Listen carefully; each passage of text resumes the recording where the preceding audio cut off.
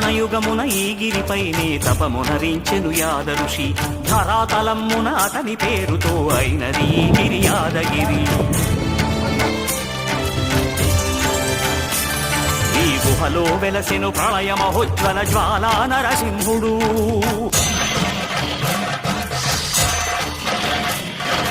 భక్తాభీష్టములన్నీ తీర్చే లక్ష్మీ నరసింహుడు. సుఖ శాంతులను చేకూర్చు శుభయోగ నరసింహుడు.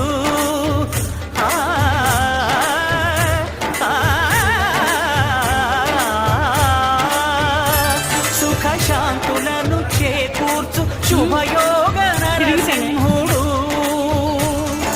నమో నమః నమో నమః. నమస్కరించెను నాలుగు దిక్కులు నఖముల వెలుగుకు